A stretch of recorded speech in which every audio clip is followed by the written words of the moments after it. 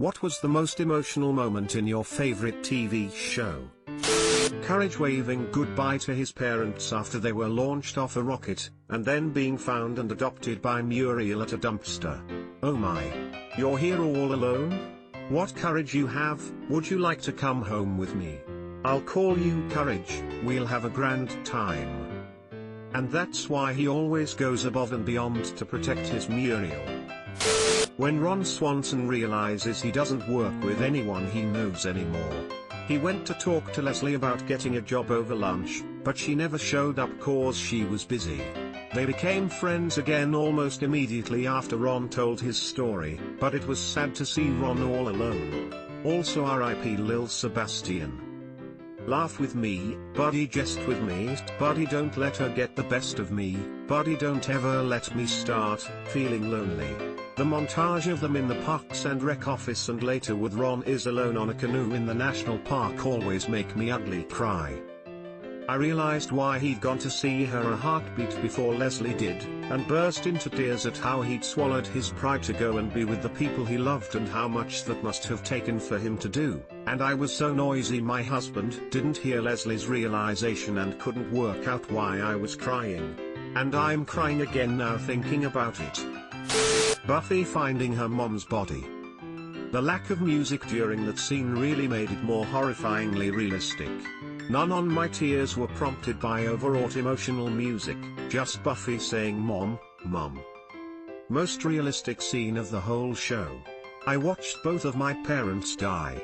My mom had a massive stroke one December, we'd found out that night there was indeed no coming back from it. She was dead, her body just didn't know it yet. And there were people there in the hospital just laughing and going about their lives. It reminded me of Buffy on the back porch, hearing kids playing in the distance, the wind chimes, the sun. So accurate. Star Trek, The Next Generation episode The Measure of a Man. Picard is defending android Lieutenant Commander Data's rights as a sentient life form and hits the courtroom with this gem. Your Honor, Starfleet was founded to seek out new life. Well, there it sits, waiting. See, we are not doomed, Sarah Lynn. Sarah Lynn? I remember everything. I am sober now. I always thought that the ending of Ruthie was the saddest. In retrospect I should have seen it coming, but it's not as sad, but I think that the episode with Herb's funeral had the most melancholy endings in the show. You're the smartest guy I ever met. But you're too stupid to see. He made up his mind 10 minutes ago. The way he accepts his end was so crucial to Hank's character. He had so much faith in Walt it ended up being his downfall, and it was one of those key moments that really made you realize Heisenberg had become more of a personality than an alias. For me the hardest hitting BB moment was when Walt visits Jesse after Jane's death, and Jesse says, I know who I am now, I'm the bad guy. The fact that he was always drawing himself as a superhero as a teenager and he now has this revelation is soul crushing. Excellent writing in that show. Please forgive me for whatever I do when I don't remember you. That Adventure Time episode breaks me every single time. S4EP25, I remember you. Snip from Neat, I remember you explains why viewers had never seen the pathetic, vaguely villainous Ice King interact with Marceline, the Vampire Queen. A heartbreaking survey of the characters' shared past. The episode uses ancient letters, stuffed animals and plenty of music as it peels back the layers of the sacrifice Ice King's human form made to protect Marceline, his own sanity. Among other things, I Remember You is a disquieting exploration of a painful relationship, and a potent metaphor for living with a relative suffering from dementia. When Simon sings the Cheers theme song as the zombie slime things rush in. Also, when Finn lives in Pillow World, marries, grows old, and dies happy with his family. You know what, Uncle Phil? I'ma get through college without him, I'ma get a great job without him, I'ma marry me a beautiful honey, and I'ma have me a whole bunch of kids. I'll be a better father than he ever was, and I sure as hell don't need him for that, 'cause ain't a damn thing he could ever teach me about how to love my kids. How come he don't want me, man? I love the way Will Smith portrayed such profound vulnerability in this scene. So rare to see men do that on screen. In BoJack Horseman Season 3 finale I think it is, where he's driving down the highway after Sarah Lynn's death I believe, and he closes his eyes, takes his hands off the wheel and leans his head back, and right before he lets the car go off the road and crash he slams on the brakes and looks out off the side of the road to see all these horses just running wild and free, and he realizes he wants to keep on living. Using BoJack Horseman in this thread is cheating. Avatar, The Last Airbender. I know most would say when Iroh was singing to his deceased son, but something really got me when Momo laid down and slept on Appa's footprint. Appa's Lost Days was a good episode as well. 8 simple rules. When the actor who played the dad had died and they had to dedicate an episode to the dad's death. Obviously all the crying from the other actors were real because they were mourning their co-worker. Through the episode the daughter hated "How I hate you" was the last words she spoke to him before he died. Then at the end they find his last story for his job where he writes that every time his kids tell him "I hate you" he actually hears "I love you" because he knows it's just a part of being a good parent. Fry, I'll never forget him. But he forgot me a long time ago. I will wait for you plays.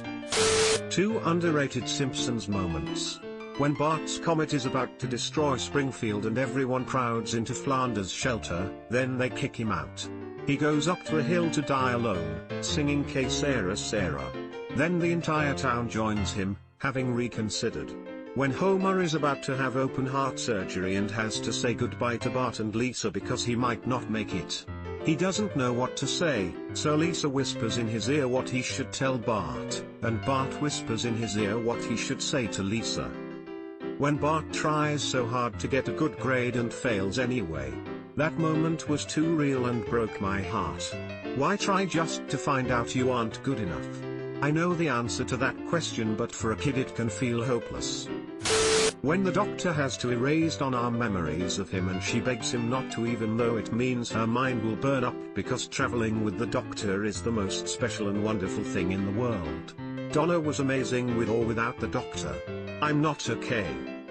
This to me is the saddest departure ever in Doctor Who.